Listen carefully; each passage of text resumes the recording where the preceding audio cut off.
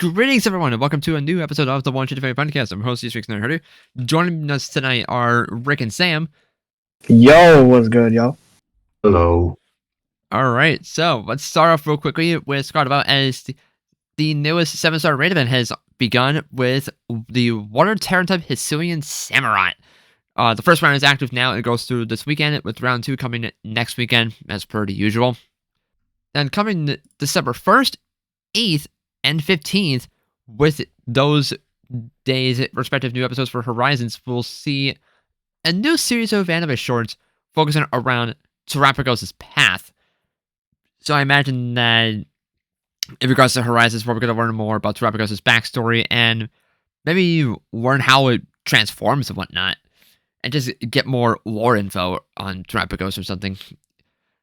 Yeah, I feel like it's gonna be like on a good time short as well because like the Indigo disc is gonna come out December 14th. Yep. I can't wait. Yeah, there have been previews for Indigo Disc that came out earlier this week, but I didn't get a chance to watch any of them because we're so close. I might as well just wait until it comes out. Neither did I.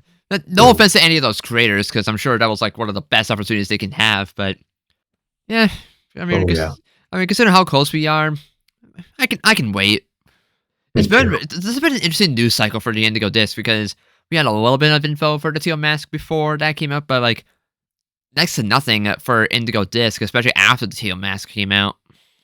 Yeah, I feel like we just got those news like together with the Teal Mask, and then like after Teal Mask release, you at least think they would like mention it like once or twice, but I mean, there hasn't been any like Nintendo Directs or Pokemon Directs, so yeah, I mean, it's usually not the time of year for those to happen anyway. But like, all we've gotten news-wise with the Indigo Disc since the Teal Mask is a release date.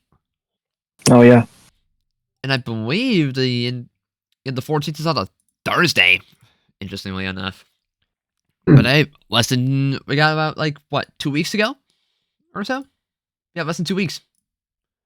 That's exciting. Yeah. All right, so let's move on from that. So last week we, amidst all the scatterbrain discussions, we spent a lot of time reminiscing about the 7th anniversary of the Gen 7 games, but we didn't spend much time talking about the anime.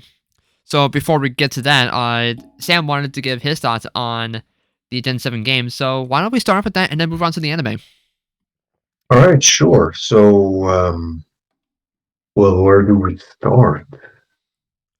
Yeah, because like, feels like you start anywhere with Gen 7. Yeah, you start from the beginning. We start at the end. Alright, so the Sun and Moon games are interesting. Well, to be honest, I guess I like more the anime than the games, but the games themselves are pretty good. Wow, there's like deadblocks. I don't know where to start actually. Well, Guess where I can start. Oh, sorry. No, you can continue. I guess one of the things that makes, I guess, with every Pokemon generation is the roster. Mm-hmm. Some of my favorite mons are definitely standing out in this generation. Like we got the starters. Well, I'm gonna be real with you. I like Remarina more and more now than Incineroar and Decidueye. Ah, I see you're a man of culture as well. You shouldn't say that I word. Absolutely not. It's banned here. What the? All right. Well, what an amazing start. So yes, you got the starters. You got Mimikyu. You got Beware. You got Solgaleo. You got Masama. You got the Talpus. And who could forget the Alola forms? Yes, Alolan Vulpix. Maybe. Yeah, I love the rosters. I honestly, to be honest, that's more than what I can remember more for the roster. Oh, little baby right here. What more is there to say about it? Are there any characters that aren't the Pokemon that stand out to you? Hmm. Lily. Who?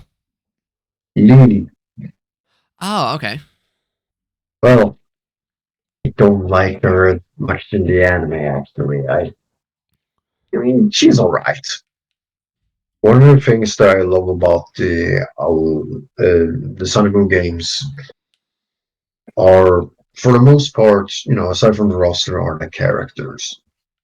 You Yes. got some memorable ones. You got some memorable ones like, well, Lily, obviously, but you got Milk Mama, also known as Lusami. Oh my god. That was not awkward at all. Let me take that from the beginning. You got Lusami. You got the Team Skull. And you got Guzma, who I think has really become one of my favorite characters now. Exactly.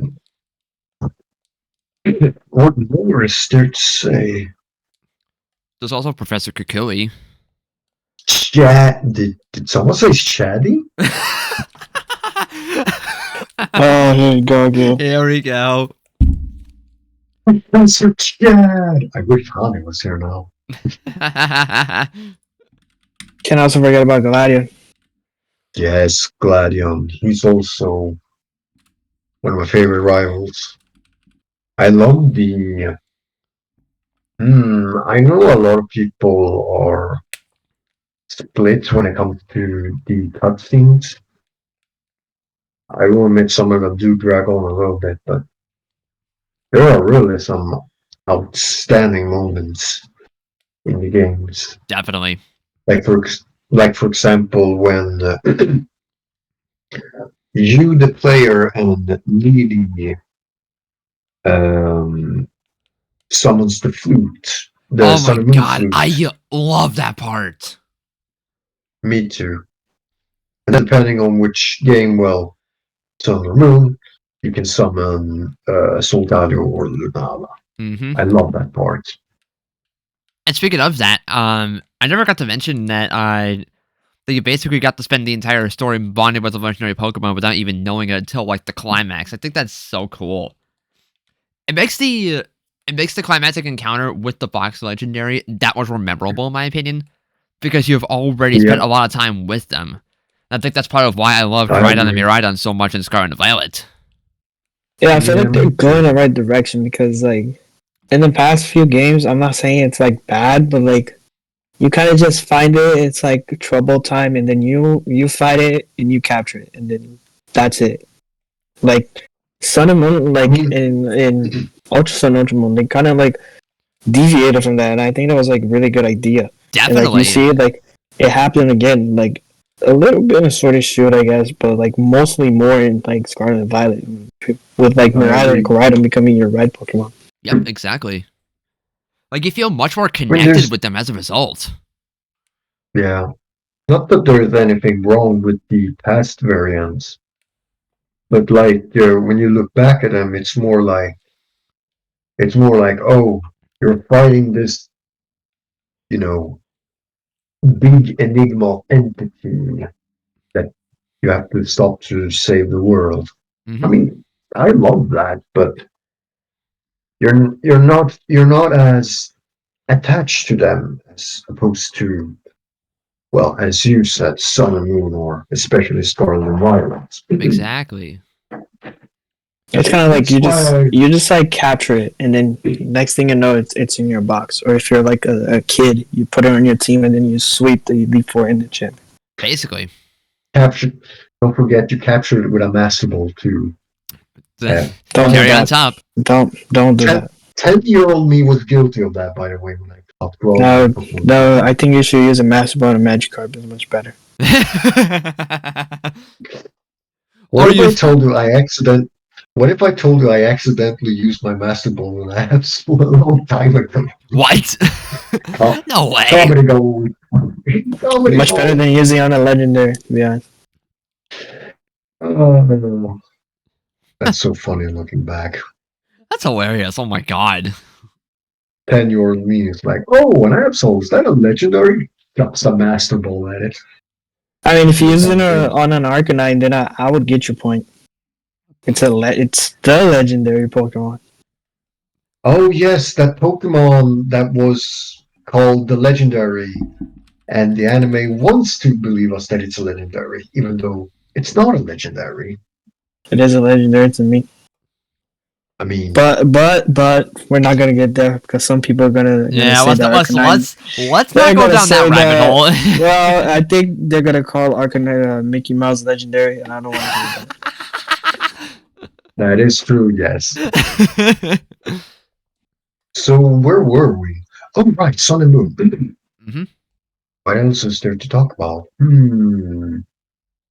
Oh, yeah, the battle against Kukui at the end. I love that battle. Oh, that's one of the best battles ever. I agree. Like everything from where you're battling, the setting around you, the music, like, and just the whole premise of it all is just it's superb to me. Like, I remember doing that battle and finishing my first playthrough of Pokemon Sun on Thanksgiving in 2016, and that was one of the most memorable days in my Pokemon career because, well, then I know just how much impact that whole game would have on me. Like, Yeah. like the music especially is just so nostalgic to me. Like, I just love how grand it is, and it doesn't really sound like much of a traditional battle theme, but like that's because it's playing from your perspective instead of Exactly. instead of from the perspective of whoever your next big battle is against. Rather, like saying you're battling against Cynthia, you know, like, but in this case, you're battling as the champion instead of battling against the champion. Yep. I always think like to this day I think it's like really cool because like the Elite Four, you battle the Elite Four and then you're like, okay, who's the champion? And then it's like you're the champion and you're like, what? It's like I think that was like so mind blowing like like when it came out and I was like, oh, okay, this is pretty cool. And then like the battle theme, it doesn't feel like the like you're like the champion. It's like your battle theme. That's why it's like kind of unique in my opinion. Yeah, and also, Mhm. in a sense, it also feels like a battle remix of the title theme as well. Because you hear a lot of notes from that in there too. Yeah. Yeah. And but the premise is largely the same, and Ultra Sun and Ultra Moon is just who you battle against is different in that game. Yeah. Do you Like, guys have anything new? Oh, sorry. yeah, I was about to say, I feel like looking back at it, and maybe realize that you becoming the champion in Sun and Moon as the region's first champion. It kind of being told that you're the champion kind of reminds me of when you beat Lance in Gen 1, where he tells you at first, you're the champion if you got here any sooner. And I think a Yeah. lot and I think a lot of that is because, I just replayed Let's Go Eevee and they kept that dialogue mostly in place. So that's still fresh in my mind and it made me realize, wait, that's another callback to Gen 1. Like, that just further adds to the fact that Sun and Moon was just a giant celebration of 20 years of Pokemon, since it did come out during the 20th anniversary after all. Yeah. So that's kind of where Gen 1 pandering was at its finest. Yeah, Gen 1 was loving it. But like, I feel like the way that they did it was like kind of cool because like you mentioned in like Gen 1, they kind of like, oh, if you were here just a few minutes earlier, you would have been champion. Mm-hmm. But no, like you just get there, it's just like empty. And then Yep. like you take a seat and it's like, okay, you're the champion now. Yep. And the fact that you get to have your final battle, your first battle as champion against the very person that helped you become a trainer. I think that I love how that comes full circle. Yeah, and I feel like it's kind of cool, like the fact that it's like a professor, because like everybody been like, oh, I want to battle the professor and all of that, but like you can only do it with like hacks and like Gen 1 to fight Professor Oak, and like after that you can like really battle a professor, and they did that, and it was like really cool. Yeah, like we kind of like this really started toying with the idea of battling the game's professor with X and Y, and I think they perfected it with Kukui and Sun and Moon. And then it died after, sadly. Although the Scarlet Violet technically count too, even though you're battling the AI versions of Sada and Turo. Yeah, I guess, yeah. Like that's kind of a stretch. Even though the premise for that battle is also, I think, even more exciting because it's the final boss. Yeah, I feel like it's kind of like on the same it's like the same idea, but like a little bit it's a similar wavelength in a way. Yeah, because like it is a professor, but it's like the AI. So like it's a technically a different entity, but the same at the same time. But instead of fighting for the champion's throne, you're fighting to protect the region. So I guess in that sense, the tensions are higher for that battle. But I think when it comes to these two final battles, Kukui and AI Sada Turo, they're both really memorable for very, very different reasons. Mm-hmm. Yeah, it's because like you're fighting Kukui, not only like he's like the guy that like thought all of those things, but it's like your fight is the first battle as a champion. Like that's so cool and like memorable, Exactly. Mm-hmm. Like he got to see your growth the entire way, and I think that helps add even more weight to that battle. Because he gets to battle you at full strength, no holds barred. Instead of other professors just acting like a mentor for you. Or they're just there for like a few interactions and that's it. Sword and shield. We're not gonna talk about that. Sorry about that. Ooh. But I think that's just what makes Kukui my favorite professor, honestly. Because like his involvement, one of my favorites. Like his involvement is just like he made himself more relevant, and I just love how much more involved he is, and also I said that twice. And like I said already, like with your battle with him at the Pokemon League, like that's just I just love how they peaked here. Like Pokemon Professors peaked here, honestly.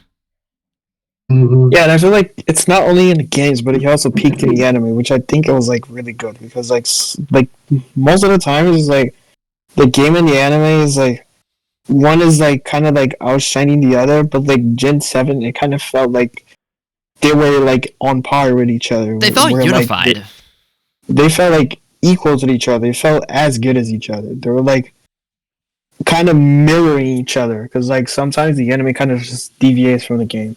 Yeah. But now here everything feels much more equal. All the way down to the final battle. Although there is the Tapu Koko battle after you fight Kukui in Sun and Moon. Mm-hmm. And don't even get me started on the ending to Sun and Moon's to the games. That makes me cry. So anyway, is that all we gotta say about the games? Yeah, I couldn't really come up with much anymore. That's okay. I mean, there's also Ultra Sun and Ultra Moon, but they're so similar that a lot of the points that have been made for Sun and Moon can also be made to Ultra. And we talked a lot about Ultra, and we talked a lot about Ultra Sun and Ultra Moon last week. Okay, hear me out. When it comes to Ultra Sun and Ultra Moon, I probably talked with you about this before, Kyle. In some ways, I think the Ultra Sun and Ultra Moon games are better than the regular Sun. But in other places, I felt like they are much worse, especially in the first 20 minutes. Now, I did play a little bit of Ultra Sun and Ultra Moon again, and I'm not kidding. I almost dropped out of these games after when you go. You you do this side mission of you're battling like 4 trainers in school and then a teacher. Oh my god, yeah, the trainer school. I'm sorry, but that part was so that entire first island where it's just calm through roadblocks. Um, I'm sorry, but that made me almost drop the game. Yeah, Like the first island in general did kind of drag on for a little bit. It didn't even matter which game you were playing. like here's the thing: people complain about Diamond and Pearl dragging on for far too long, and I can somewhat agree. And people complain about Sword and Shield being also dragging for too long, but no other no other games have made me almost drop out as nearly as much as Ultra Sun and Ultra Moon. Oof. Because it was really that boring. But thankfully I managed to stay through because after the first island the game finally picks up. Yeah, it definitely picks up after that. And believe it or not, it becomes more challenging, and I like that. Yeah, I think that's probably the biggest strength for Ultra Sun and Ultra Moon. And what's funny is that, or not funny, but you see on like videos on YouTube how people complaining about, oh no, these games are hard. It's like, huh? You were the same people. You were the same people that had no problem about Red and Blue being hard, but Nah, it's because they just like abused Nidoking. That's why. yeah, yeah. As if Ultra Sun and Ultra Moon, which by the way are objectively much harder than any other games, aside from maybe BDSP, but you can't compare the two. But these games, like, here's the thing: after once you challenge the Araquanid, I remember right, the second trial, the second and the third trial, I felt is where the challenge really starts to come. You will not believe how many times I lost to that damn Marowak. Okay, but no offense, I actually found the little Marowak to be the easiest of the Akala trials. Oops. Why am I getting Hisuian Avalugg flashbacks? Oh my god. Hey, Hisuian Avalugg is harder than actually. You know what? No. Okay, finally someone's on my side. Finally. Oh my god. No, forget what I said. That Hisuian Avalugg is easy. Hisuian Arcanine. Oh fuck you! Oh fuck you! You hypocrite. It isn't the first time, not gonna lie. Hisuian Arcanine is the hardest one. No, that's too easy. Anyway, we're going back. Oh, fuck that trial. Oh, you're just a Mickey Mouse player then. Okay. Hisuian Arcanine is a Mickey Mouse. I hate it. I love him, actually. That's skill issue in my opinion. Oh my god. Face is doing. Nah, I'm joking. So where were we? Oh, right. I did complain about the pacing for Ultra Sun and Moon being way too slow in the first one, but I'm so thankful that it does pick up a little better after that first island. And the game instantly only gets harder from there. That's solid. Yep. Do I even really need to say about Ultra Necrozma? Oh boy, Ultra Necrozma. What a first impression that left. What a fun battle. Okay, hear me out. Hot take. Go on. I didn't really care that much for the Ultra Necrozma theme. I like the Dusk Mane and the Dawn Wings theme much better. Oh, you're just talking about the music or the battle itself? The music, the battle's great. The music is it's whatever. Interestingly, though, if you listen to the Dusk Flash Dawn Wings track, and then you hear the Ultra Necrozma theme, you hear that in some cases, I'm being a little hyperbolic here, but that in some cases you kind of hear that Necrozma is kind of holding back a little bit. You know what I mean? I'm being hyperbolic here, but if you hear like the Ultra Necrozma theme song where it goes, where Yeah, he's yeah, unleashing his the slow build up. the full power. You can kind of hear that in the Dusk slash Dawn Wings theme, but it sounds more like he's holding back. And that's I think I don't know what it is.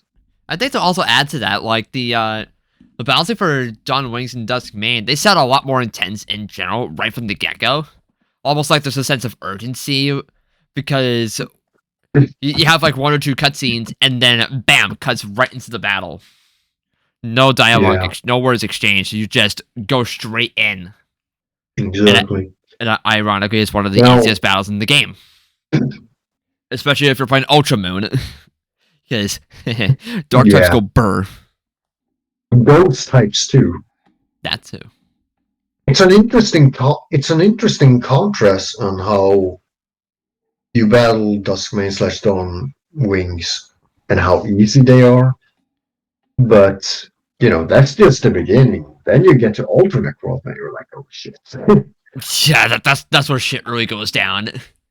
You're like, okay, buddy, okay, sorry, I misjudged you.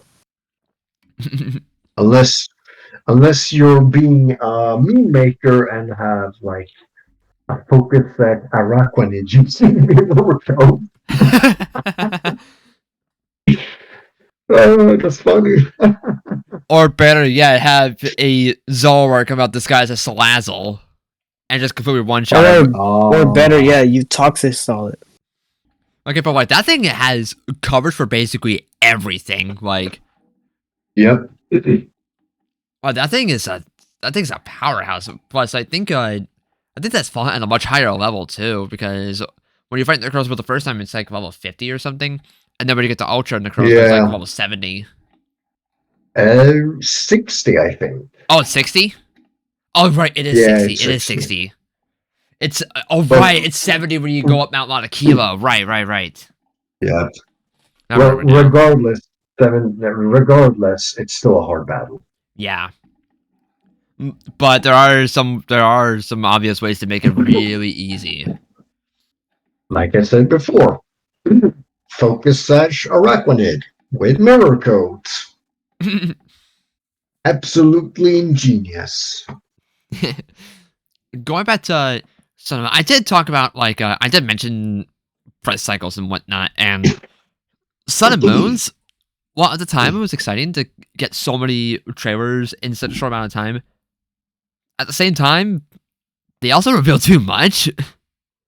That's one of my bigger issues with the trailers. Because I feel like with especially when we moved on to the Switch, I feel like they struck a better balance with how much content they reveal before the games come out. But they struck that nice balance with X and Y as well. But then when Ores was coming out and then all of Gen 7, it felt like they revealed most of the game before you even bought it. Yeah. I feel like some of the things that were revealed pre-launch, like the Z moves, Alola forms, that's all fine. I feel like those are stuff that you should reveal to better market the game, but revealing the final evolution of the starters, Red and Blue making a cameo in the post game, I feel like stuff like that was a little bit too much. Mm-hmm. And then and even before the games themselves got revealed, I remember the day before Sun and Moon were officially revealed, the game's logos got leaked the day before the Pokemon Direct for that. And then like Oh yeah, right. and then the Sidgewai, Incineroar, and Primarina all got leaked in the spring of that year. Like Yeah. well before the reveal trailer in like the fall. And everyone was like debunking those leaks as fake, but thank God they were real. But at the same time, it makes me salty that they got leaked so early on before we even got any gameplay. I think Yeah. because we didn't get our first gameplay trailer because the games were revealed in February 2016, and we didn't get our first gameplay trailer until like I think early May. So like a 3 month gap between announcements, which was crazy. I mean, that's crazy. We think that was crazy back then, but and now here we are in the Switch era, and we wait like 6 to 7 months for a new announcement trailer. Oh, how times have changed. Yeah. Yeah, exactly. And then there was, of course, the a playable demo that you could have downloaded to your 3DS before Sun and Moon came out. Oh That yeah, I remember that. that was cool. I feel like I kind of miss that.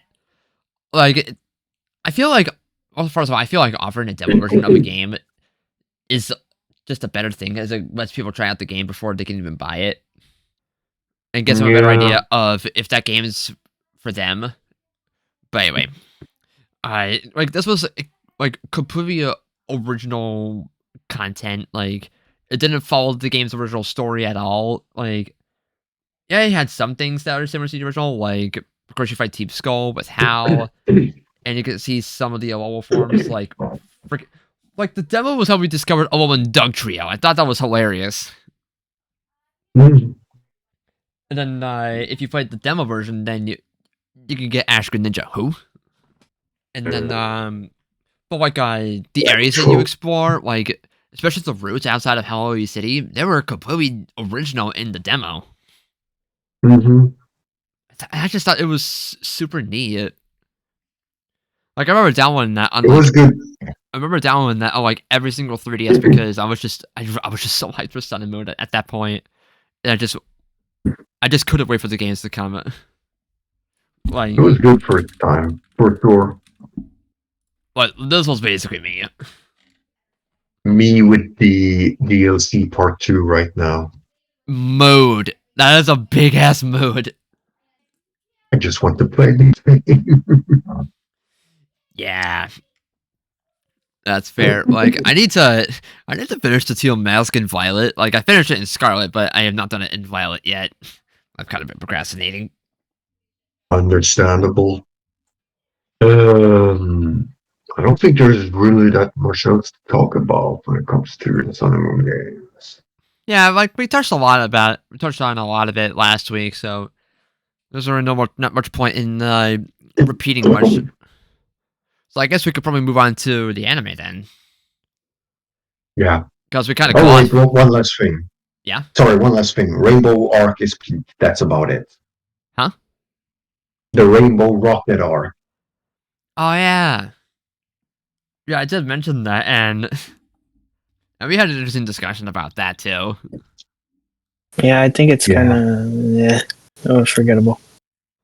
I mean, did you even play Ultra Sun Ultra Moon, Rick? No, Oh, okay.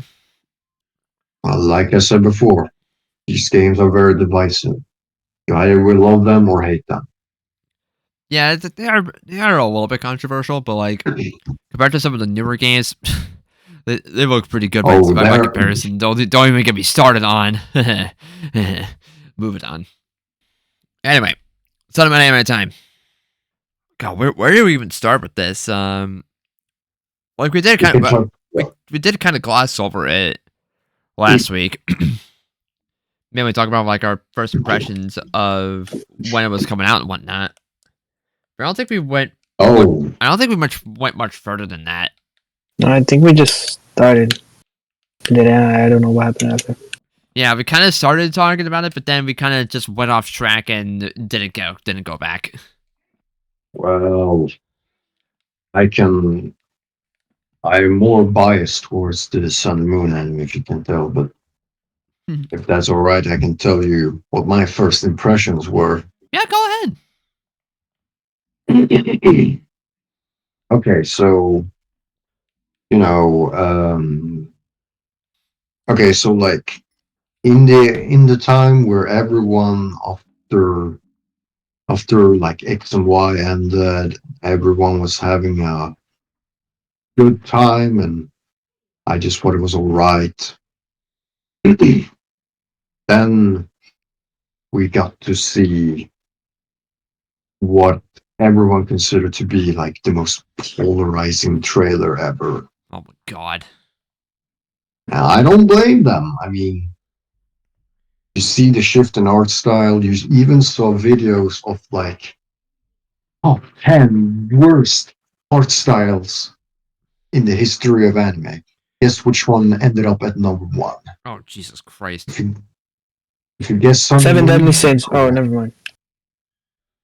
What is the Sorry. seven deadly sins? I know what you mean, Rick. I'm just saying. But if you guess Sun and Moon, you'd be correct. It was well, everyone considered it to be that bad, and then there was me who was watching it and was like, "Man, you all need to shut the fuck up. This trailer is great, man." I'm like scoffing at everyone. It's like, guys, you guys are gonna be wrong. My sixth sense are telling me that this anime is gonna be more peak than you anticipated it to be. And what do you know? 6 years later, well, And everyone's technically praising about three it now. years after that, but yeah, um, I was proven correct because wow, it's amazing how Yeah, much the trailer kind of shows us one picture, but the anime itself is just a whole nother picture.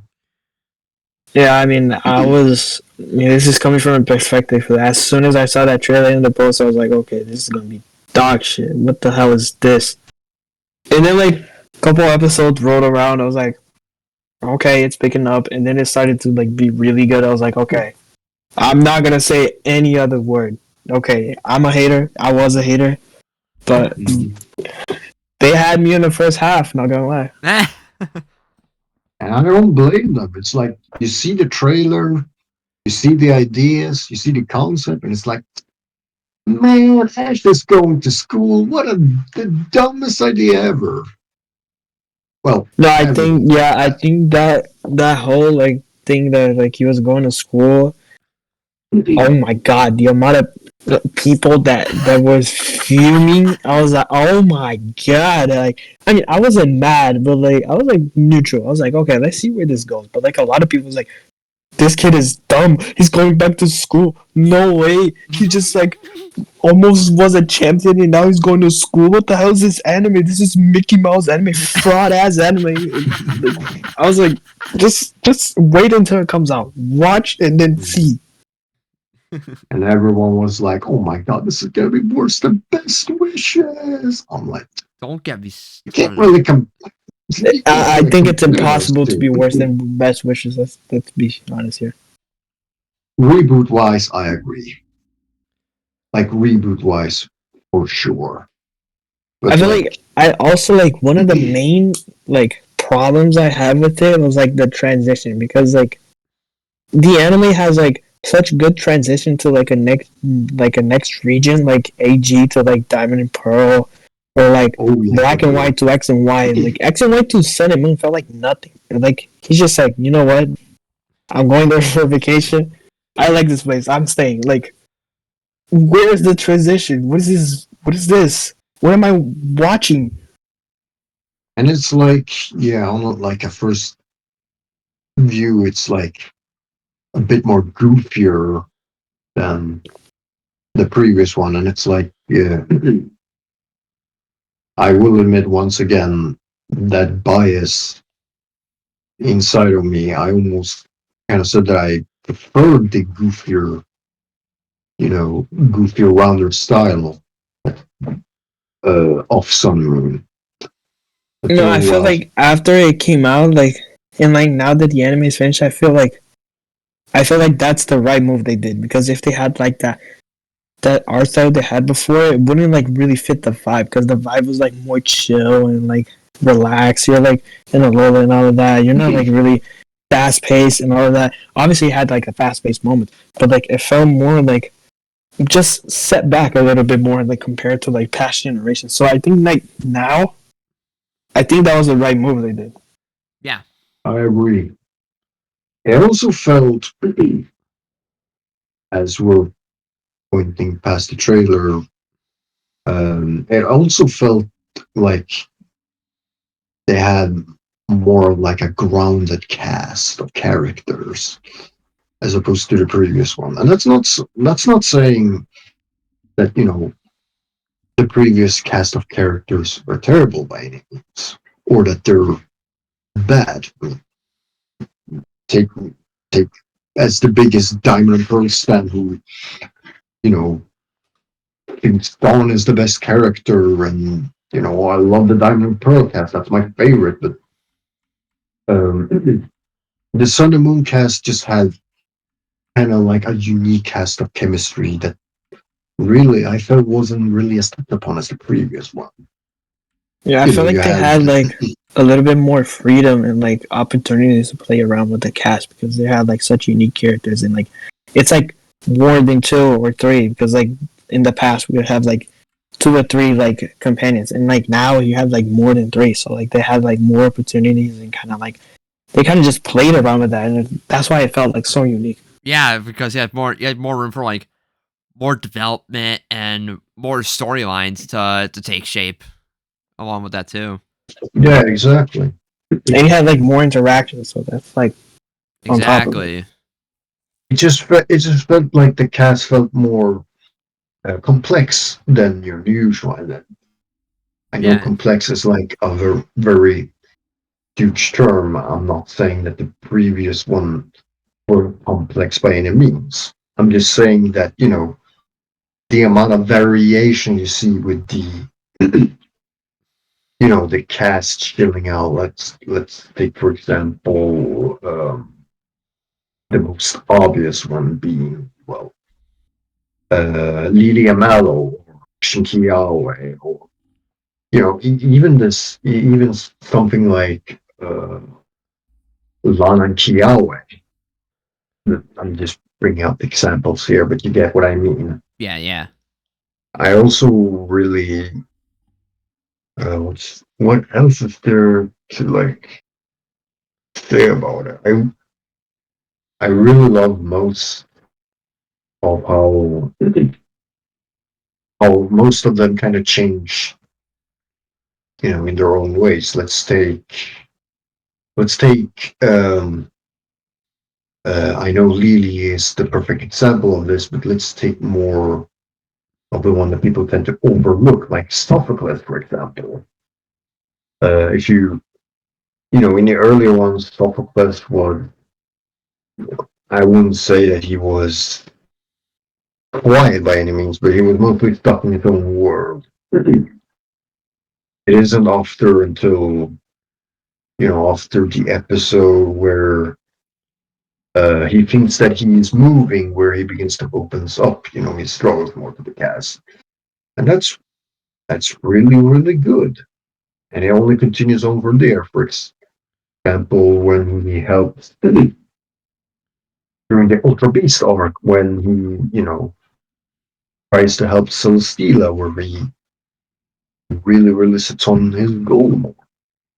And that's solid. I really like that. I could give many, many examples. Just one of them. Just rambling on my mind here. Yeah, I feel like since there's like so many more like characters, and like you had like more opportunities to like develop and stuff. Obviously, there's like characters that got more shine. Like example, Lily like had so much shine like compared to other cast characters, but like it was still good. It was still like good written. Like even though you had like you could have like some of them had like written less than the others, but they still had amazing stories and like backgrounds and all of that stuff. That's why I felt like it was good. It was good Absolutely. overall. Absolutely. That's why I think I like agree. as a whole, they did a good job with it.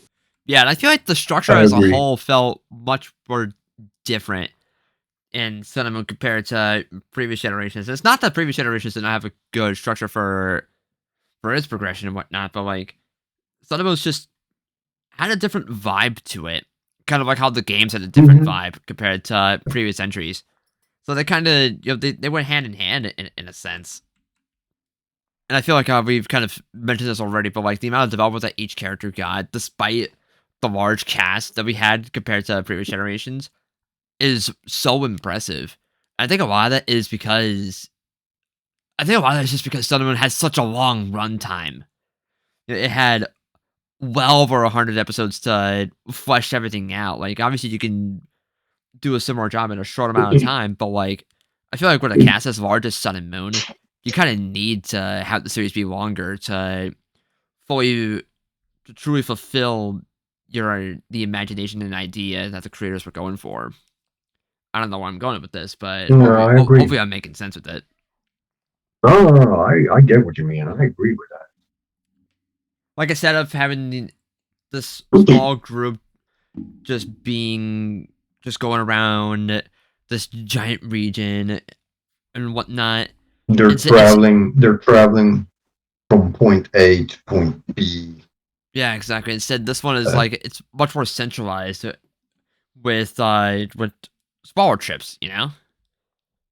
occasional with some of the bigger journeys coming in, those like bigger story arcs like the Kanto two-parter or oh god, what was another example? Fuck. There are a lot of standout art. We could go on forever. Yeah, exactly. Like I'm having a hard time thinking of a specific one because of just how many there are. Well, that and also I need to go back to watch Sun and Moon because it's been so many years since I've last seen it. And I It's feel like been on my it's watch. like a much like different approach because like now there's like no gyms, so like they had to like make it like a different approach. So like instead of like, oh okay, I beat this gym, okay, we're going to the next gym and whatever. Like Sun and Moon just felt like, okay, he has a trial, you do the trial, and then like yeah, you're gonna go to the next trial, but like it felt much different than that because there's it's like less pressure and all of that because you're not like walking like point A to point B. It feels like more like they're more free to do stuff and kind of just go around wherever. Definitely. hmm And like everyone just felt so lively, and everyone and all the characters that we got to see felt like they had some kind of purpose instead of just being filler characters for an episode. Yeah. Or they're just being there on the sidelines just for the sake of adding to the cast of characters. Like everyone had a role and a purpose in that giant group, and as a result, it felt like watching one whole family come together. I agree. I felt like that's the best description that I can give the Sun Moon cast. They just felt like one big happy family. Yeah, and Just when we got to see them come back in journeys, that only emphasized it because you had stuff like Lily well, reunited with Mao, Lana, and Kiawe, and then of course, yeah, like I don't think I need to add to that because we already know what that was like. But like even with seeing that. Even with Sun and Moon's finale as well, like when Ash was leaving Alola for Kanto, like the group gave him this massive send off. It was heartwarming. Speaking of heartwarming, do I even really need to say, but we'll make that goodbye so Yeah. fantastic? I can also forget about the fact that Ash won his first Mickey Mouse title. Of course, he won his first Pokemon League. We were gonna get there. We were gonna get there. And Mickey Mouse Yeah. title to this day. Okay, but I like how they translated the first champion thing from the games into the anime. Because like the Pokemon League was still finding its footing by that point, and then with the true final battle of Ash versus Kukui, that was the scope of a league that we were much more used to compared to from past generations. Yeah, I felt like the league was like it was like much better after than Ashes versus Kukui because like at first I was like watching it live, it was like why is this final battle 3v3? Can we not have a full 6v6? And then like okay, And then they I had get the what you exhibition I get battle. I get where you're going with this. You're saving it for the big battle. Okay, I'm not Yeah. gonna criticize. And like I love Yeah. how the final battle for the league in the anime is identical to how it was in Sun and Moon. Like that's just perfect in my opinion. Yeah, but like now in the anime, Kukui is like cheating. So Okay, but Cheating. I love how that battle just showcases the rivalry and bond that Ash and Kukui had. Like It's just a big battle. It's just a big battle between a father and I son. was I love literally that. about to say that. I was literally going to say that. You just took the words out of my mouth. It's the best description. I'm sorry. It It really really is. is. Like there's just no other way around it. Like I said it last week, the Son of an Anime, as a whole, is kind of like a comfort show for me because of just how homey it felt compared to series of the past. Like not that the previous series before Sun and Moon had that feeling to some degree, but like it felt much more prominent in Sun and Moon. I think a lot of that is because it felt more laid back most of the time. Yeah, It feels like we said it several times. The storylines that occurred throughout the course of Sun and Moon, those stood out more for me, and they're much more memorable. absolutely. yeah, I kind of felt like a lot of people like at first they really didn't enjoy the Southern Moon because it kind of felt like the anime went from shown into a slice of life, and people were like, "What is this? Where's Ash like killing people and just destroying kids' dreams and everything?" And like people were started getting mad. Like at Jesus least like Christ. watch a little bit, like get the idea where they're going, and then like people now like love it. Yeah. What's your problem with it now? Yeah, and I feel like, You forgot one important thing, Rick. I'm not going to say it, but Oh, you gotta say no. hold on, when I'm cook. Frenchie did come back. Oh, Oh, I I heard it at the I very last said Oh, it second. yeah. now. Who? I'm not gonna say that ever again. Forget everything I said. Oh my god. But as we were saying, as we were saying, like it just felt like one big show, and I really need to rewatch Sun and Moon. Yeah, same. But like I said it last week, and I'll say it again. There are still some episodes that I still need to watch. I still don't Oh understand my, that. oh my God! Please don't tell me you haven't watched the Mallow episode yet, I Kyle. still haven't seen it. Yeah, he said it. He Oh didn't watch I it. said fuck it You last you, make week. Kyle! you're actually such a Mickey Fuck Mouse fan. you! How can you say that Sun and Moon is the best season and you haven't even watched every I've single seen most of episode? it. You There's just hypocrite! Stop. I'm joking. Me and Rick flipping out. You must be the most Yeah, we're boring gonna man. we're gonna behead you because you didn't watch every single episode. hey. Whoa! Let's not Whoa, go that far, whoa. Rick. This escalated quickly. Like, Let's you not gotta go watch it that now. far. I do agree. You need to watch that episode. You know what? We're gonna write it right now into your forehead. Oh, fucking Christ. Go That's a joke I haven't heard in a Yeah, watch long yeah. time. Right, get the episode sharpie. Get the sharpie ready. one. Oh, there we go. Now I write it for you. I tweeted about that in fucking May on Mother's Day of all days, and I still haven't seen it since, even 6 months later. Yeah, it looks like we're gonna have to actually write it in your forehead. It's gonna be. Oh my god! Is it really gonna be 5 years since that episode came into 2024? When did that No episode way. air? It aired on February 9th, I think, 2019. Let That me was check. 2019. Oh my Oh, god. shot. I don't want to Yeah, be reminded I'm getting old. 20. God damn it. Let me see. February 10th, 2019. Okay. Wow. I mean, the point still stands either way. Yeah. Okay, but I almost lost my train of thought. So, who's our favorite character from the Son of an anime? Hey, Lily? Question mark? I think we can all agree that there's no I think, one bad character in Sun and Moon, though, especially in the main cast. I mean, I felt like out of all of them, I felt Lana was, I mean, she's alright. I don't quite love her as much as everyone else does. I think I prefer the other ones a bit more. I mean, she's alright. That's fair. Not a bad character. I mean, just bonus points for her having Prima Marina, so, I mean, not obviously biased. Oh Obviously, yeah, guys. that I can agree with. Plus, she was a really good bad. Yeah. Like, don't sleep on Lana when it comes to battle. She Yeah, will wreck you. exactly.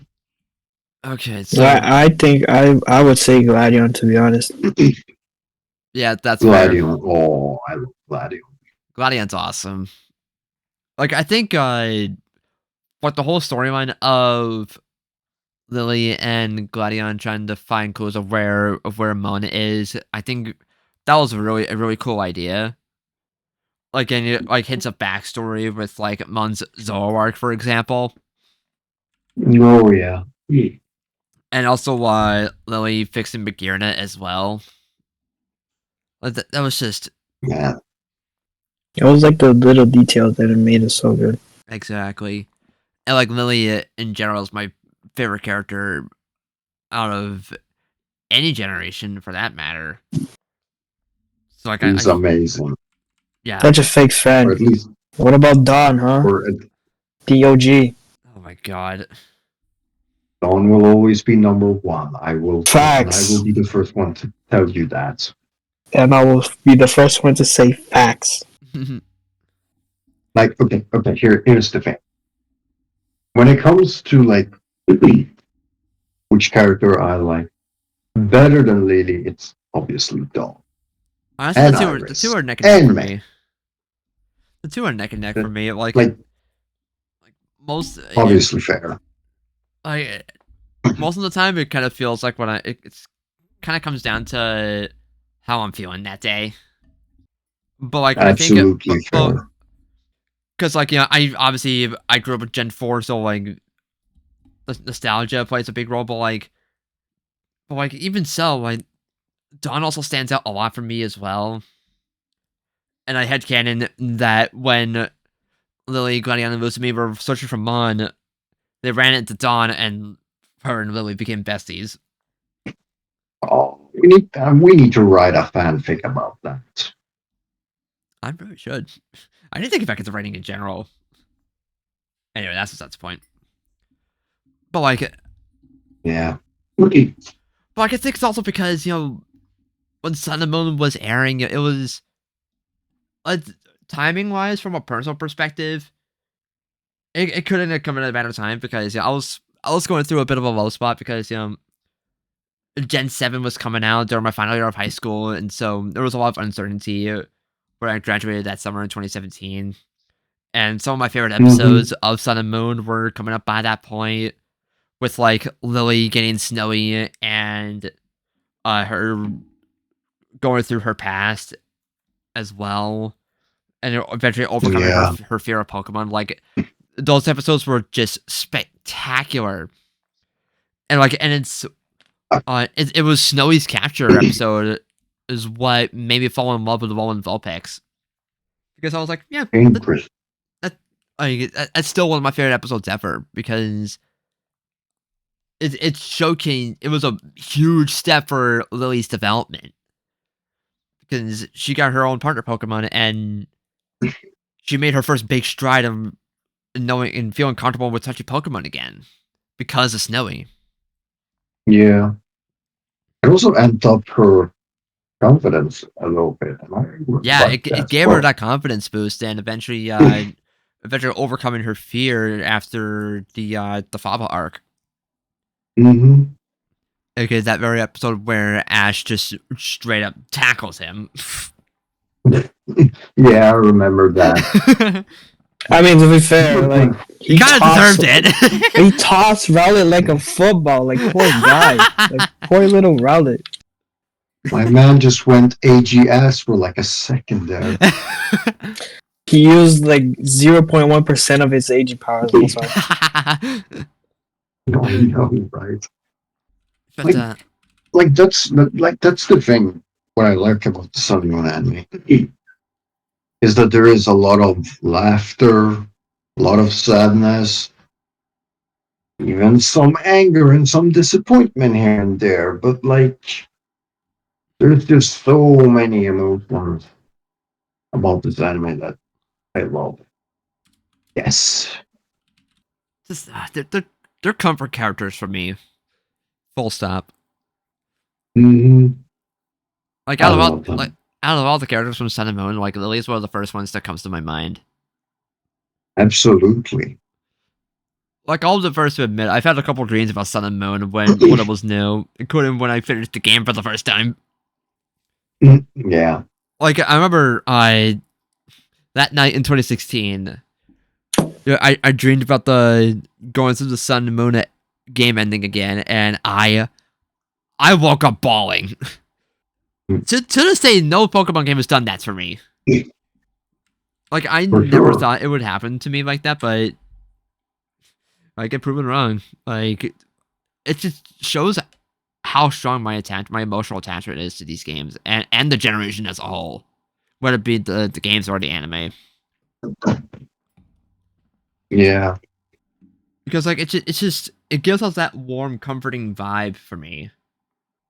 And even when I was feeling like mental crap, I could always turn to Sun and Moon to bring a little bit of spark of joy to me. Like some of my favorite characters ever came from this generation, so I owe a lot to it, honestly. All the more reason for me to go back Yeah. to watch. All the more reason for me to want to go back and watch Sun and Moon again. We haven't told already, we have a huge bias for Sun and Moon. Well, I particularly have for the anime once again. I mean, the generation as a whole is just one of my all-time favorites. It's probably a top 3 for me, honestly. Totally fair. Okay. So I think that's all we can finally add about Gen 7, unless there's anything that you two want to add before we continue. no, I have nothing. Games are decent. Anime's peak. I think that's what I want to say. All right, what about you, Rick? Yeah, I have nothing to add. All right. So let's move on to our last topic for today, which was last week was the 4th anniversary of Sword and Shield. So why not take a little time to reminisce about that? We reminisced about Gen 7 last week, so it's only fair that we do Gen 8 this week. Oh, this is gonna be a long one. I think we'll probably just do Sword and Shield for today because Yeah. like when Scarlet and Violet were coming up last year, we kind of did a similar discussion where we looked back at all of Gen 8, including Sword and Shield. So I feel like we could probably just save our thoughts. So I feel like we just do Sword and Shield alone, and then maybe at some point we'll do Brilliant Diamond Jennifer on Legends Arceus as well. But then again, we don't really need to because we kind of already had that whole closing thoughts on Gen 8 before Scarlet and Violet came out. So I think it's fair that we just look back at Sword and Shield for today. Plus, like That's fair. plus we're well over an hour into the recording, so I feel like if we were to add on Bright Diamond Shining Pearl and Legends Arceus, then I feel like we'd be here for like another hour. Yeah, that's true. And I think we could probably just talk about the games because we haven't really talked much about the games themselves. Like we've had plenty of discussions about journeys because that was ongoing when we started the podcast, and I think we've all given our full thoughts on that when that ended. So I think it's finally fair to have a whole segment for just Sword and Shield. Well, just some small thoughts about the anime before we get to the base games. Okay. One word. Mid. Okay, let's Okay, move on. we're not getting there. We're not getting there. Though. Yeah, that's kind of why I don't want to talk about journeys today because Yeah, Yeah, I don't blame you. I personally think we sit here and talk about journeys. We're gonna be here till tomorrow. So yeah, like Fair. there was Like I said, one of our earliest episodes was a giant rant about journeys, and I don't want to do that ever again. I mean, I feel I like also don't like blame 'cause it was like ongoing. So like we had like a lot to say. And, like now it's different because it ended, but like still, like I feel like we don't need to go there. Yeah, Yeah. and this is coming from someone who actually liked it, so I think it's best that we just talk about the games and save the anime for another day. Yep. Totally agree. All So, right, so yeah. where do we start with Sword and Shield then? Because, well, I mean, Well, I guess we could talk about the most obvious one. The trailer. oh Oh my yeah, god. yeah, the first reveal, man. Oh my god. I, okay, we're not talking about the June trailer. We're talking about the first trailer, like From the first February one. 2019, Yep. before the When they community first. became a shitstorm. Yeah, you had to be Yeah. there. We already We'll, went into we'll get. we kind of already mentioned that whole mess last week as well, so I don't think we need to repeat that discussion. Yeah. But yeah, the reveal trailer for Sword and Shield, that was interesting, I guess. Like I remember being It really was hyped. really I remember cool. being hyped for it when when that trailer came out, and then of course they would have these full like animated trailers for these like animated cutscenes for revealing the starters, even though it was not obviously in-game footage, but I still love the way they revealed the starters for Sword and Shield. That was so cool. Good to see Oh, yeah, them just I love I it think that too. was like so cool, and like it had like everyone like guessing like, oh, what is Sabo, like what is Sabo's final evolution typing gonna be? Oh, it's Ghost because he's coming now and all of that. What about Square Buddy? Oh my god, he's like running around. He's gonna be electric. It was like cool. Spec- Electric. Oh my god, way to be optimistic. And like I saw people saying, oh no, Grookey's gonna be like a rock type because he was banging on the rock. Like, oh okay. Eh, bit of a stretch there. Yeah, I don't blame them. But like there was a lot of expectation for Sword and Shield. It was the first new generation on a home console. So that was already a big deal in itself.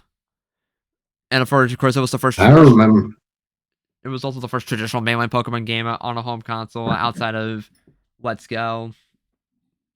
But there's definitely a lot of hype and expectation Yeah. around Sword and Shield. And this generation as a whole, I rem- it set a lot of firsts for mainline Pokemon as well. yeah. I remember being very excited when I saw, the whole console thing, the characters, even though they really didn't do much, but like, you got that exciting feeling of seeing, characters in HD roaming around, and you get to see, a small roster of Pokemon and such. I thought that was really cool. Yeah, like all they revealed for tons of new Pokemon were just the starters. We didn't get more until June of that year. Yeah. Speaking of that, Like that was before E3. That was before E3. It was E3 where everything yeah, went to hell. Oh, E3. we and then E3 got cancelled. Those poor bastards. Yeah, I feel like nowadays E3 kind of just died. anyway, Yep. moving on from that. Yeah. I feel like it was like unique because it felt like I think it was like really cool because you could play on a TV and like you just like never like if you didn't play Let's Go obviously you've never played a Pokemon game on TV apart from like other games like side games like on the Wii and like such like Pokemon Stadium. But we're talking about mainline game I felt like really Oh cool to yeah. just like play a like main game on the TV. Like that felt so different and cool. Yeah, and a lot of that is Mhm. because the hybrid design of the Switch allowed that to happen in the first place. Yeah, had Nintendo come out with a Yeah, another traditional handheld like the 3DS instead of just doing the hybrid console with the Switch, things could have been a lot different as a result. absolutely. But now here we are with just one console that's both a handheld and a home console, and now we have my Pokemon on playable on the TV as a result. Yeah. It was like one of the. It felt like a cool novelty at the time because like you can play on your in handheld mode like Pokemon games of the past, but you could just grab a conventional controller and just toss that game onto the big screen and just be extra comfy on the couch. It was one of the coolest feelings ever. Yeah. Because before with stuff like the Game Boy era, you had to get like peripherals for the then current home consoles, like the Game Boy player for the GameCube to just play Gens 1 through 3 on the TV. But Mhm. with the Switch, it was much simpler, so it made the transition for Pokemon to go into a home console that much easier, honestly. And plus, with the 3DS being phased out by the time the Switch was coming out, it made sense to finally make the jump. Because you had Let's Go in 2018, but that was more like a filler title. VGC was still playing Ultra Sun and Ultra Moon. But then 2019 comes around and actual next gen upgrade, new Pokemon, new region, new everything. Now on the Switch, which can be a home console. It was one of the coolest feelings at the time. That as a last year Switch Lite owner. Absolutely. Yeah. And then I think like they also carry the factor of like introducing like battle gimmicks like Gen 7, like Gen 6 had Megas, and then Gen 7 had Zemos, and then Gen 8 had Dynamax, which in my opinion it is probably a hot take. I think Dynamax is actually no, because stereotyping exists now. I think Dynamax at the time was the best new gimmick that they introduced. now I agree. Like I've had a very high opinion of Dynamax as well. A lot of people didn't like it, but I personally loved it. But I'm mixed on Dynamax personally. I mean that's fair though. I feel like that's Like, where like VGC peaked once again. It was like it was so fun to watch and like also play and all of that stuff. Like with so many Dynamax like Dynamax gave so much opportunities like offensively and defensively. Yeah, It was exactly. like so cool to watch. That's why I think like that's where it peaked. But then Scarlet Valley came out and it peaked more. So Yeah, because like oh terrestrialization felt yeah. felt felt much more balanced as well. yeah, Mhm. yeah, we're not gonna talk about Yeah. the Z word. We're not talking about that. We don't have to talk about her. Oh, I know what you're talking about now, Rick. I was like, wait, what is he talking about? I don't. We're not going. We're not going there. I mean, Fuck you. Fuck you. Get this thing out of my screen. Oh, hold on. Oh my god. Anyway, but yeah, I'm like we learned about a lot of the good stuff for Sword and Shield. Like in the Pokemon Direct before E3, as we had stuff like Lulu, Yamper, Dreadnought, the Wild Area, Dynamax, and the most hype music for a trailer ever. Oh yeah, I feel like Yeah. one thing that like not a lot of people mention is the OST for the game. I think the OST is just amazing. Oh my god, like pretty much every Pokemon game has a great soundtrack, but like I feel like I love Sun and Moon soundtrack. It feels it gives a home kind of vibe, but Sword and Shield's up there too. Like it's one of the best. Like the gym theme, Marnie's theme, just so good. Like so many good things. Exactly. Beam yells, beam. And like it was like Sword and Shield as a whole was just a glimpse of what Pokemon's future could look like. As it felt like that generation as a whole felt very experimental. It's just Yeah, I feel like Yeah. Game Freak was like testing like the capabilities of the Switch and like what it could handle, what could not handle, and all of that stuff. So that's why I feel like when it comes out, like, they started like rolling out the DLC, it started like picking up a little bit more, even though like some of them were like kind of just linear, but they were like showing progress.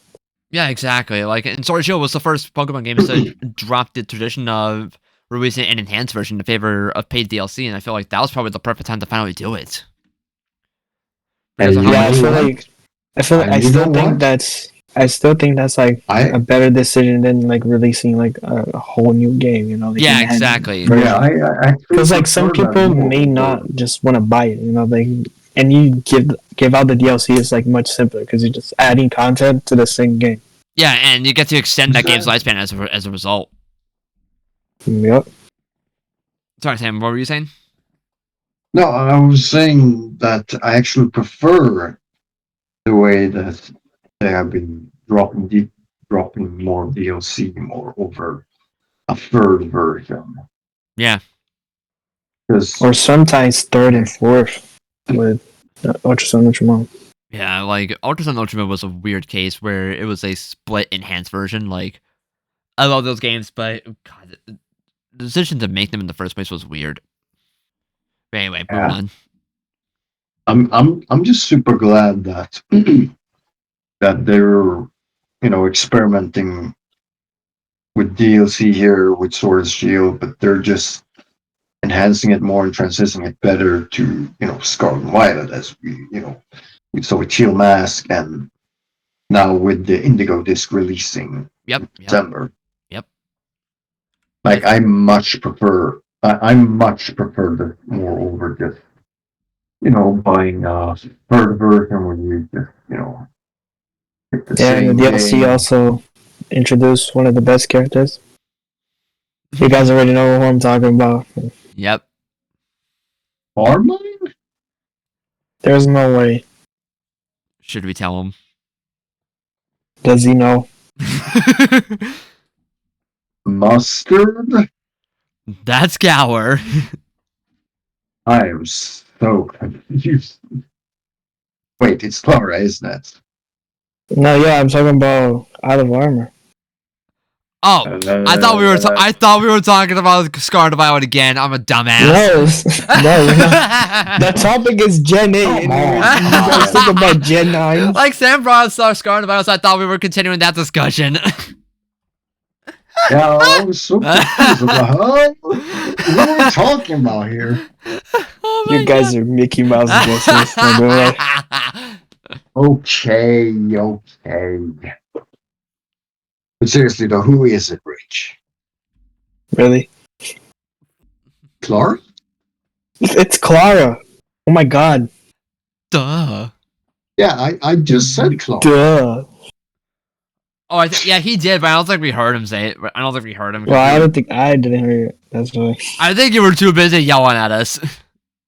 I was, yeah. Okay, fair enough. Clara's amazing. She's the best. She's not just amazing. And Anyways.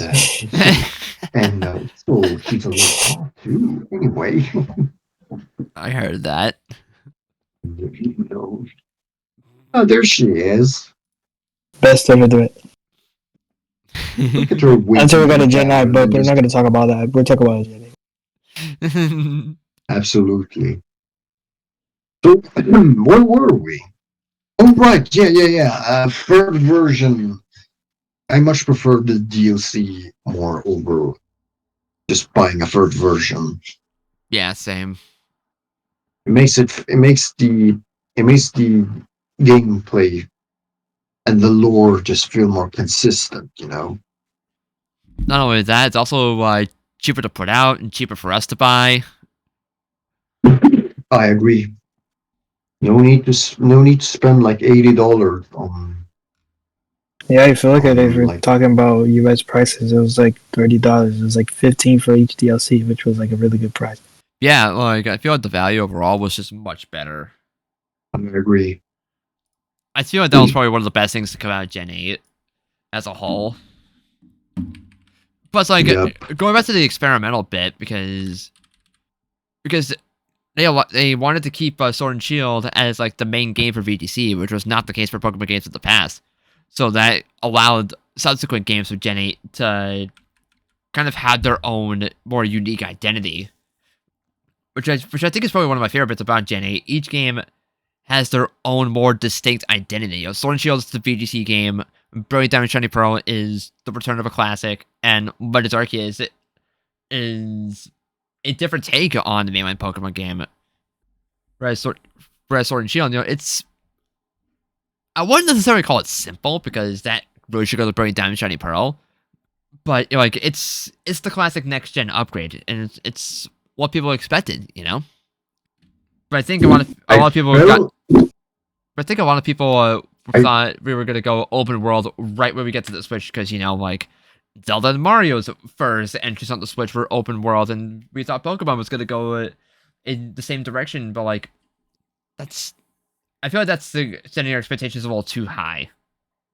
Yeah, I feel like that was like too much. Like making a Pokemon game like Zelda is kind of like I don't think it really fit like the whole idea. Like it would be cool, but I don't think it really like fits.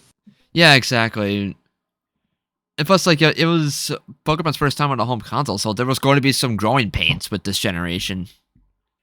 It wouldn't be until subsequent games coming out where we get to see mainline Pokemon get much more mature with and feel more comfortable with being in this environment and whatnot, you know?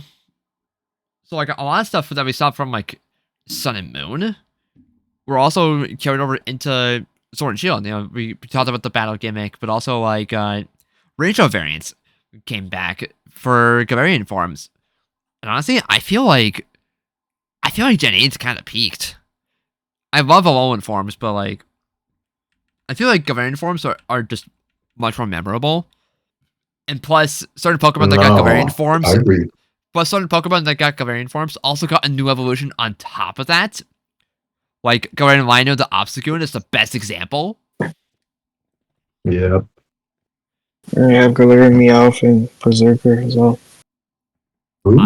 I was gonna say something, but I'm not gonna say it. Say it now.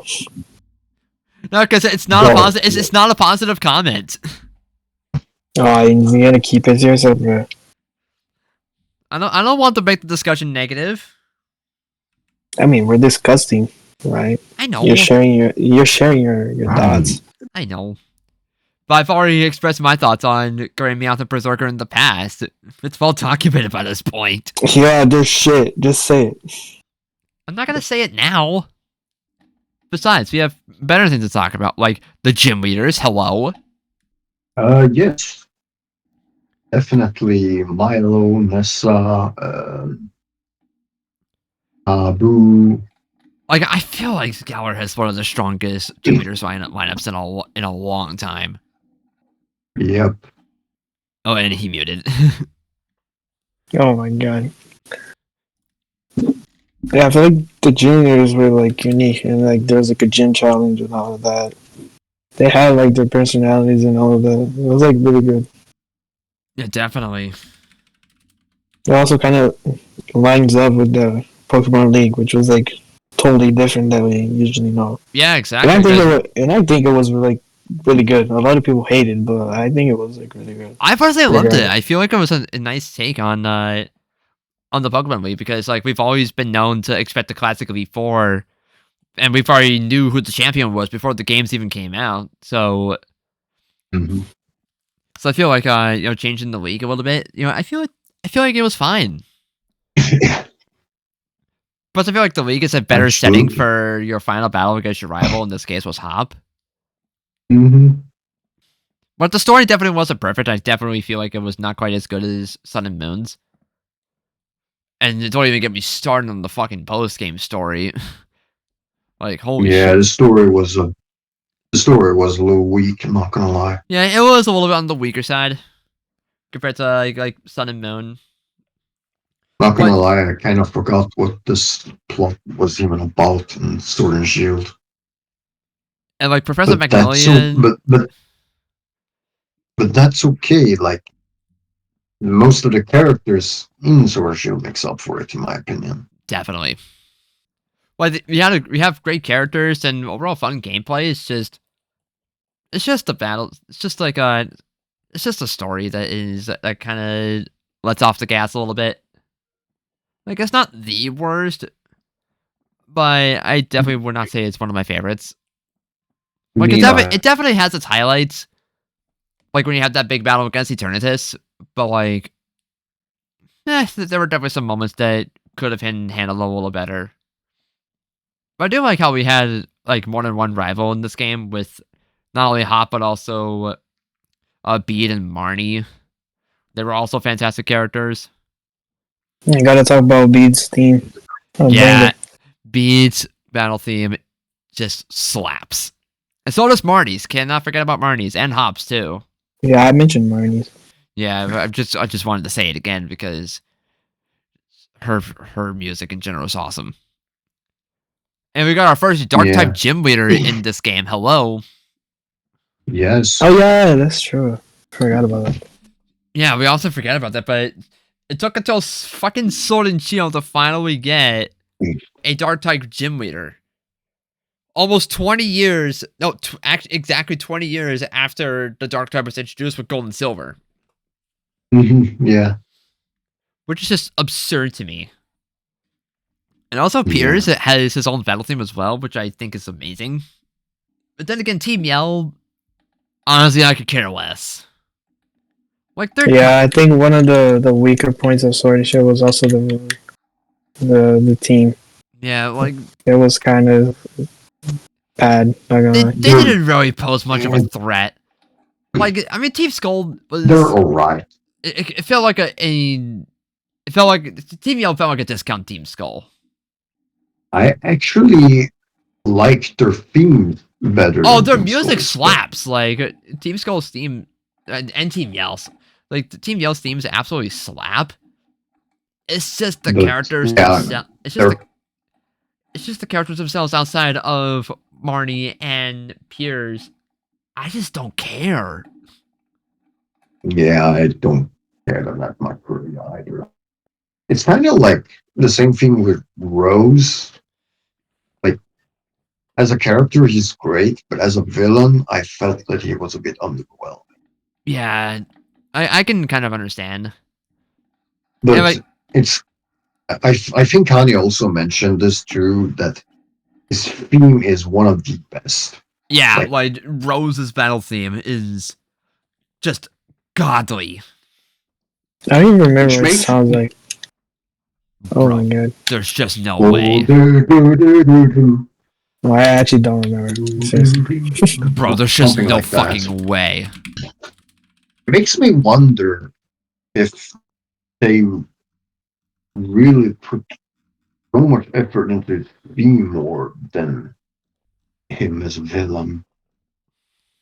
Or it makes me wonder because his theme is so god tier. Seriously. The only like theme that I think is like on par or maybe even surpass it is Professor Turo's Last Status song. Oh, that's like my favorite. I think that one it's probably the best theme, like by far. It's like top 5 Pokemon themes by far. Yeah, I think that's my personal favorite battle theme. In fact, it's probably my favorite song in any video game for that matter.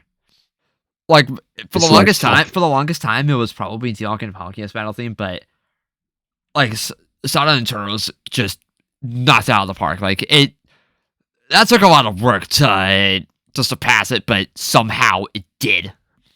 Yep.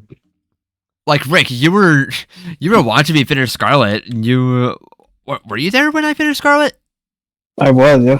Oh yeah. Yeah, and you, Lori, and Honey were on voice chat with me while I finished Scarlet, and you guys wanted me to hop on so that you can witness my reaction to it. Oh yeah. And like I stopped for like a good few minutes when I started the final battle with Sada just to hear the music, and I was blown away by it. But anyway, that's Scarlet Violet. We gotta get back to Sword and Shield. Yeah. But like speaking Hey, of another battle thing. We're talking about themes here. We also gotta mention the Battle Tower team that had Toby Fox produce it, which was yeah, amazing. they had Toby Fox would compose some of the music for Sword and Shield. It was so. And that's great, except I thought it was just okay. Yeah, I know I have too many hot takes, to be honest. Okay, but the freaking Battle Tower theme is a bop. it is a banger. That one is so good. Yeah.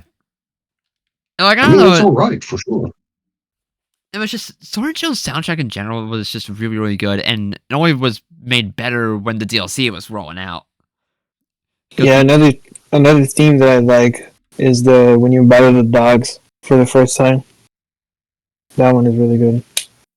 oh yeah. No, there's the perfect meme of saying, okay, no, I'm not going to say it to you, Rick, but no Z word. Howling is not an instrument. Oh my god.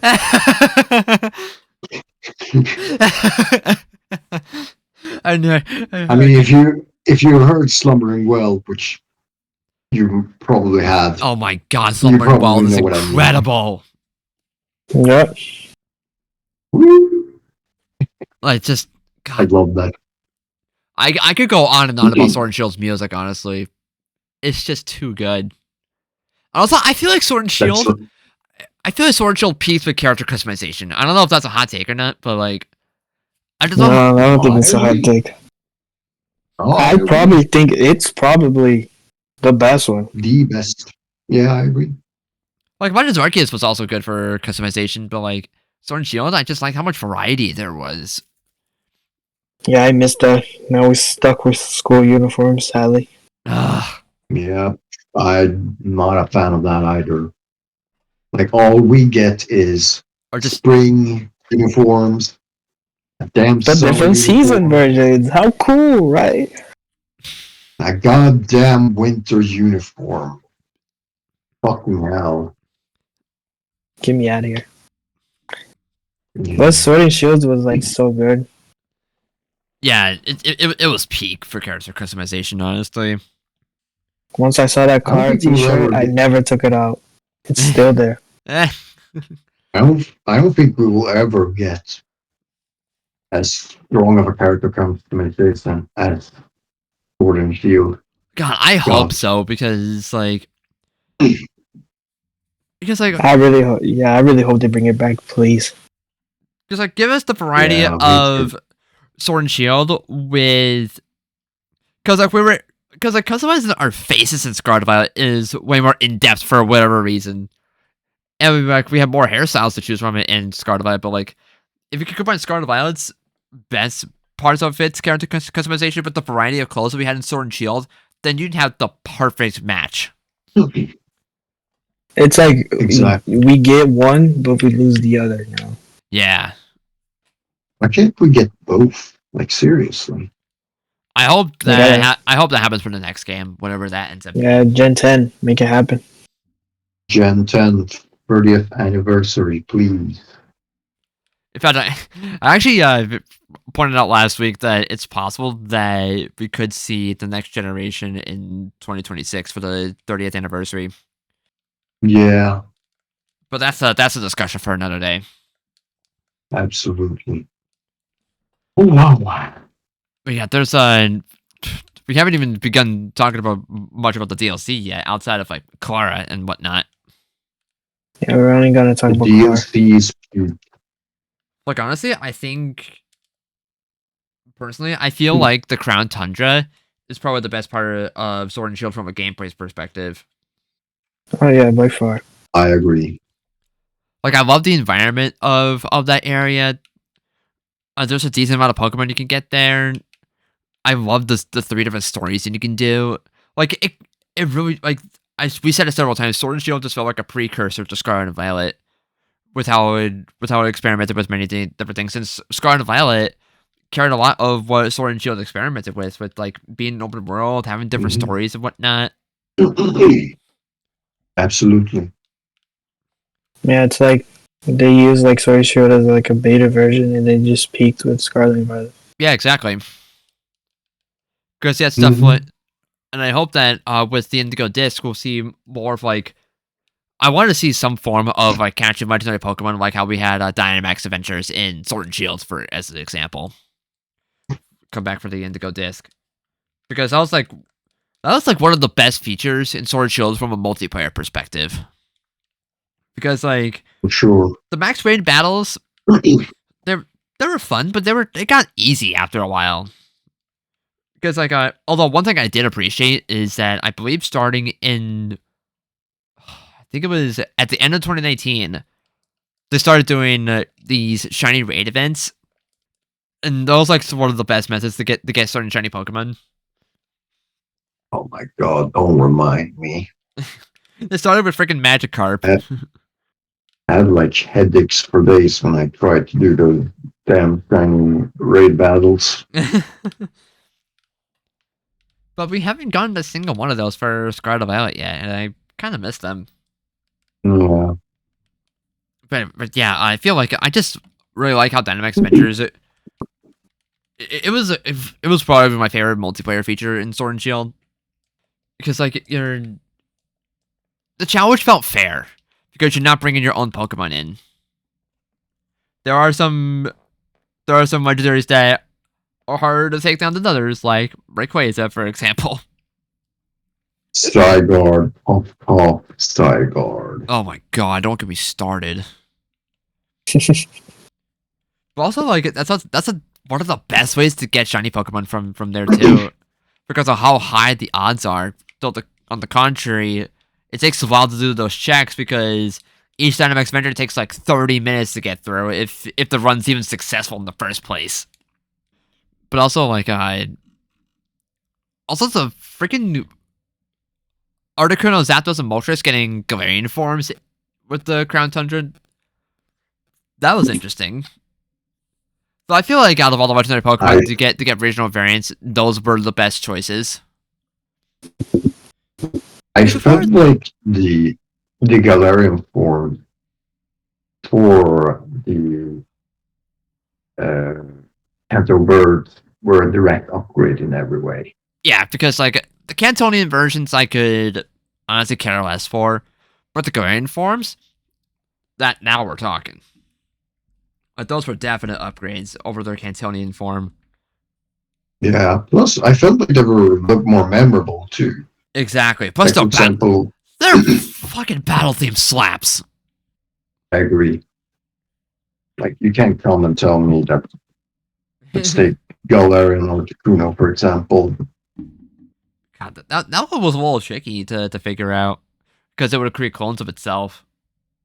I don't think anyone has touched upon it, but I really like how each one of those three kind of showcases a different kind of perspective on how you capture them. Yeah. For example, with Galarian Articuno, it kind of showcases a bit more of its cowardly nature. Like it's trying its best to hide from you, and you're the hunter. Like if you know what I mean. Yeah. That's a really cool. That's a really neat thing that I really wish more games did that. Yeah. Or with Galarians, or with Galarian Zapdos, for example, where it's just constantly running away from you. Once again, neat feature. Yeah, I feel like Moltres as a whole was probably the easiest to encounter because there's an easy way to cut it off on the Isle of Armor. Whereas Yeah, when Zapdos, you got that that thing go fast as fuck, boy. Yeah, that one was exactly. annoying. Very. And again, I love these. I love the fact that they chose them. The only thing I don't like about them is they're damn shinies. They're so damn ugly. I mean, they're just the colors of their Cantonian forms just slapped on there. I honestly like it, to be honest. I kind I of think do it's a cool. too. Like I Zapdos, think it's a cool especially. idea. Yeah, I think it's a cool idea, to be honest. The Articuno though, like the white, I don't like it. It is a cool idea. I just don't really care for them. I just eh. At least I give them credit. At least they aren't green. Yeah. Or very noticeable in the first place, Zapdos. Exactly. The only actual issue I have with the shinies is how they were distributed. Oh yeah, I remember that. Oh yeah. We don't talk about them. Like, you had to enter a freaking online tournament to just be able to get the code. It's like, it's so stupid. No, I don't think you even get the code. It's just like you participate. Yeah, a couple you have to battles, participate in order to even get and then it. like you get it in your mystery gift. It's Okay. Hear me out. Before I know a lot of people really hated that the whole back in generation, was it 6 or 7, where you acquired, where you just acquired them through, you write out code and they just, give it to you through mystery gift. I know a lot of people didn't like that, but I almost kind of prefer they did that. Just hand you a code, and then you can just get it through mystery gift. Some people might call it lazy, but I disagree. I find it much better than whatever they did with this. okay. I mean, it definitely saves me from having to go to the store to just do it, just to get an event. Like, it makes me feel less weird about it. Yeah, like shiny Z words and shiny Eternatus, they just like do like a little thing. Like you could go in the store, or you can get a gold online and all that stuff. Yeah, I hate the email distributions for the mystery gift codes. Yeah, they kind of they were never like, reliable for me. Like sometimes it would come, sometimes it wouldn't. It's like a toss up, but yeah, especially with the fucking trainer club distribution. Jesus Christ! Oh my god, that one is bad. It was just all over the place. I'm not a fan of it. Like, I remember when they were doing distributions at freaking a game store in Europe. I was still able to sign up for it, even though I was a fucking American. Oh yeah, I remember that. It was like, I remember one that was like a game store in the UK, but like you could still get it. Like yeah, you were still able to sign up for their email newsletter and get the code that way. That's how I farm like shinies. Yeah, so far with distribution of Scarlet and Violet, it's usually some kind of correlation with something else going on in the Pokemon universe. So, yeah, it's whatever. I think we have yet to see the full potential of that unleashed yet.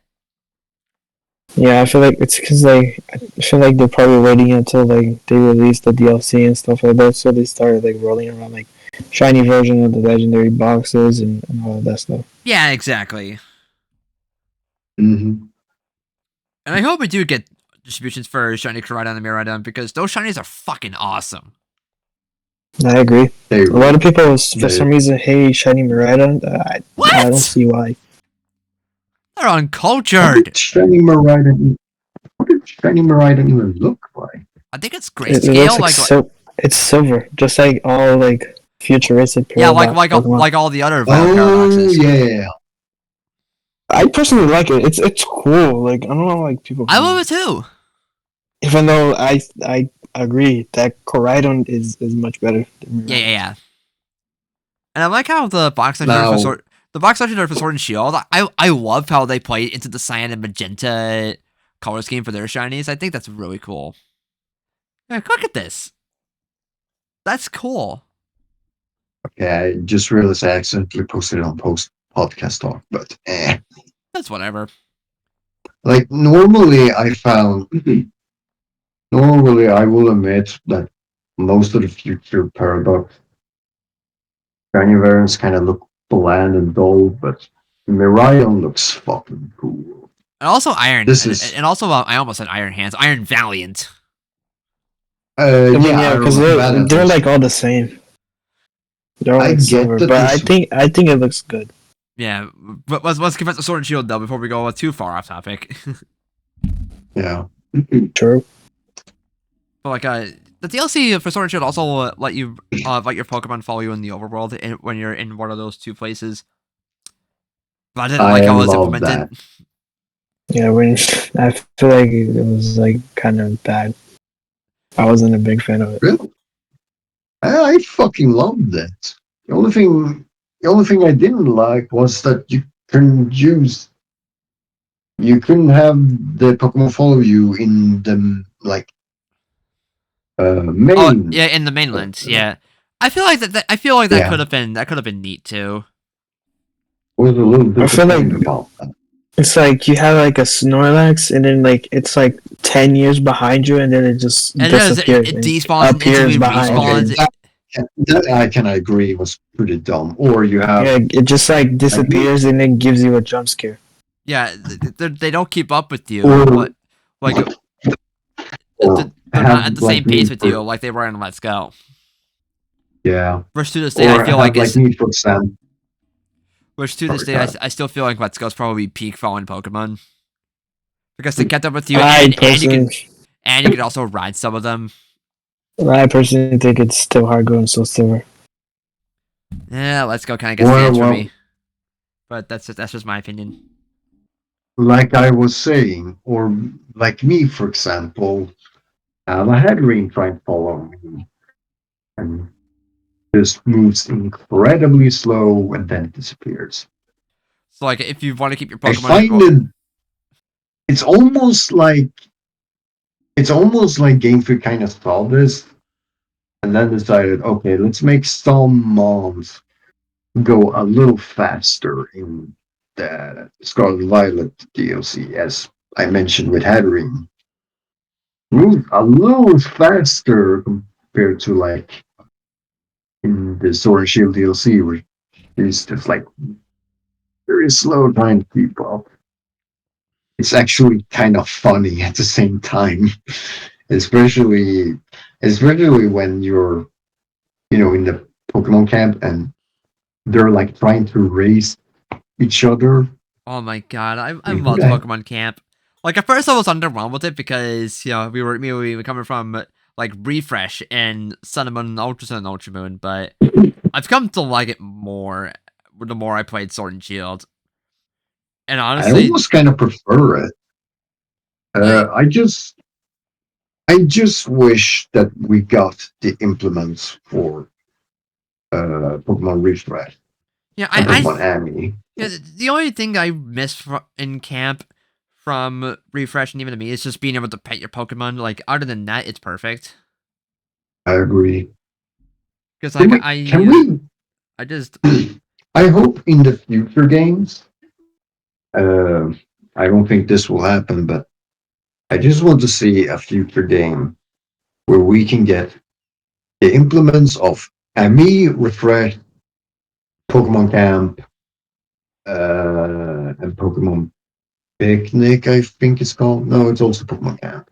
no, Whatever. All it is the picnic in Scarlet Violet. yeah. All of them combined into one. Like, wouldn't that be so cool? Yeah, I I definitely would like to have at least have the ability to pet my Pokemon I agree. because I loves doing that in Gen 6 and 7. Yeah, me too. Because like if like that and also just camp as a whole just made me feel like I'm feeling more connected with my Pokemon. And Yeah. the picnics didn't really do that for me in Scarlet Violet. Yeah. Will my opinion turn around in like the next few years, like how I turned around with camp? We'll see.